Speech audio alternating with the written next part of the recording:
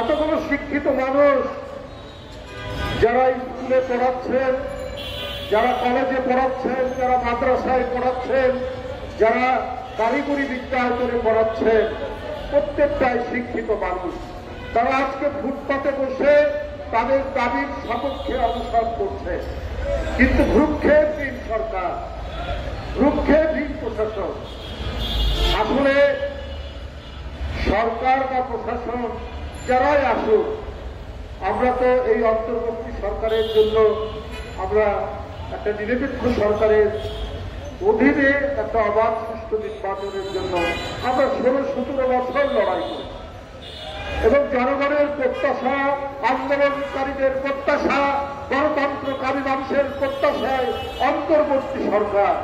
অথচ সেই সরকারের কাছ থেকেও আজকে নিপীড়িত, নির্যাতিত এই শিক্ষিত শিক্ষকরা আজকে অনাহারে, অর্থাহারে ক্লিষ্ট জীবন যাপন করছেন।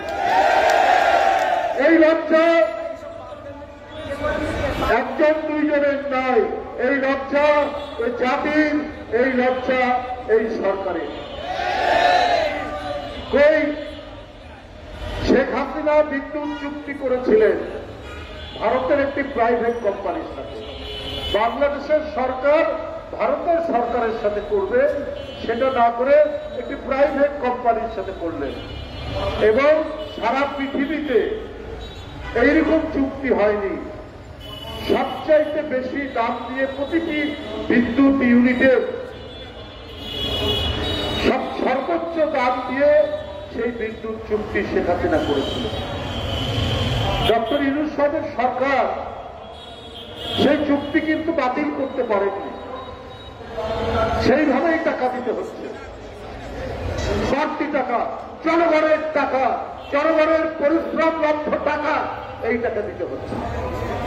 বেসরকারি বিদ্যুৎ কেন্দ্রগুলি ওরা বিদ্যুৎ উৎপাদন না করলেও তাদেরকে ভাড়া দিতে হবে।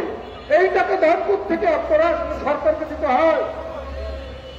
ওরা এত লাভসাহেব যে ওরা বিদ্যুৎ উৎপাদন না করলে ওদের ক্যাপাসিটি চার্জ দিতে হয়। আর এই নন এমপিভুক্ত শিক্ষকরা ফুটপাতে, রাস্তায় গড়াগড়ি দিচ্ছে, লুটোপুটি করছে।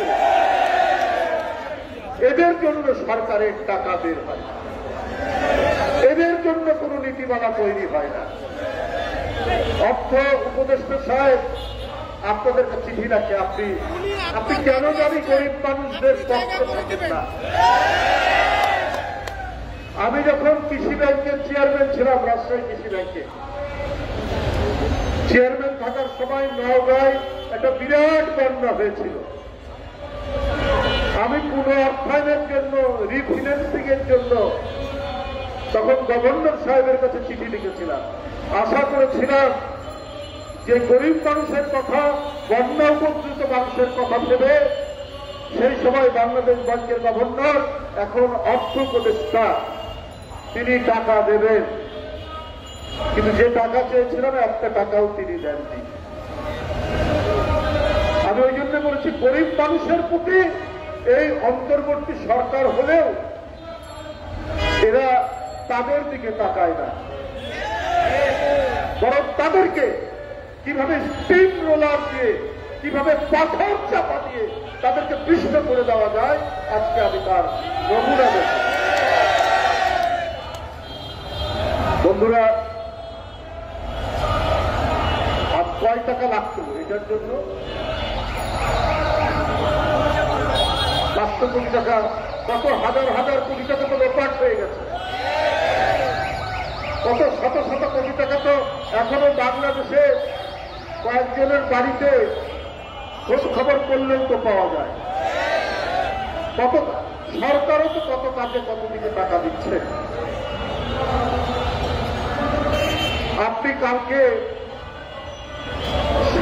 আপনার সার কারখানায় যে গ্যাস সরবরাহ হয়, সে গ্যাস সরবরাহের উপর প্রায় 83% ট্যাক্স বৃদ্ধি করেছে।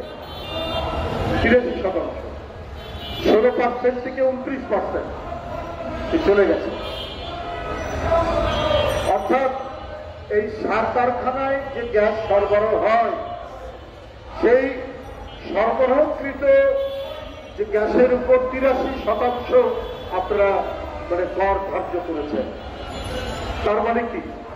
তার মানে এই কর ধার্য করার কারণে সারের দাম বাড়বে, কৃষি উৎপাদন বিপন্ন হবে, কৃষি উৎপাদনের অনেক খরচ হবে, কৃষকরা আরো বেশি বিপন্ন হয়ে পড়বে, আরো বেশি টাকাকরের মধ্যে পড়বে।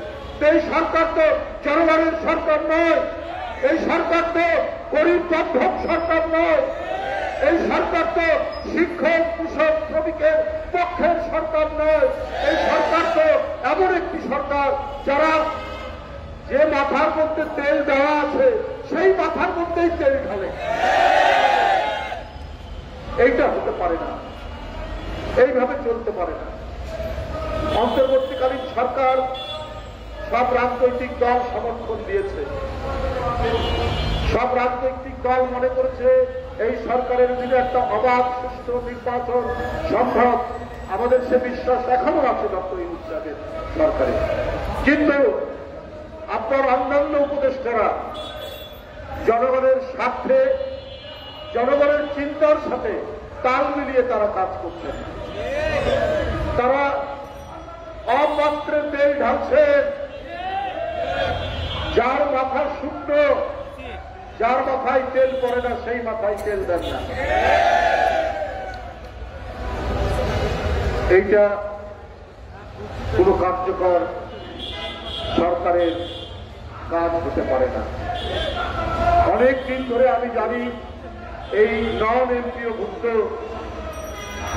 যে শিক্ষা প্রতিষ্ঠানগুলো তারা অনেক দিন ধরে তাদের দাবি দেওয়ার কথা বলছে, কিন্তু সবসময় আমরা দেখেছি ওই যে কথাটি বলেছেন, কারা এখনো এর ভিতরে ঘাপটি মেরে আপনার এই লাল ফিতার দৌরাত্ম্যকে আপনার বলবৎ রেখেছেন, বজায় রেখেছেন। এটাও তো চিহ্নিত হওয়া দরকার। এটা চিহ্নিত না হলে আমি ভারতের পশ্চিমবঙ্গেই দেখেছি বেসরকারি শিক্ষা প্রতিষ্ঠানের শিক্ষক শিক্ষকরা বেশ উঁচু বেতনে তারা চাকরি করেন, কিন্তু বাংলাদেশ যেন গোটা পৃথিবী থেকে বিচ্ছিন্ন। এমন ধরনের আমলাতান্ত্রিক জটিলতা, লাল ফিতার দৌরাত্ম্য এখানে রয়েছে যে উপদেষ্টা মহোদয়রা তারা কি অসহায় বোধ করছে নাকি আপনারা তাদের উপর নির্ভর করে কাজ করছেন, এটা মানুষ জানতে চায়। আজকে শিক্ষা মন্ত্রণালয়, অর্থ মন্ত্রণালয় আজকে যদি জনগণের কথা ভেবে তারা কাজ করতেন তাহলে এত দিন ধরে এই যে নিরন্ন মানুষ যারা প্রত্যেকেই শিক্ষিত লোক তারা আজকে ফুটপাতে, তারা রাস্তার উপর দাঁড়িয়ে, রাস্তার উপর বসে দিনের পর দিন তারা দাবি আদায়ের জন্য অনশন করত না। আমরা তো নন এমপিওভুক্ত যে শিক্ষকরা যে দাবিতে আন্দোলন করছেন সেই দাবি মেনে নেওয়ার এবং তাদের শিক্ষা প্রতিষ্ঠানগুলোকে এমপিওভুক্ত করার জোর আহ্বান জানিয়ে আমি আমার বক্তব্য শেষ করছি। ধন্যবাদ। বাংলাদেশ জিন্দাবাদ।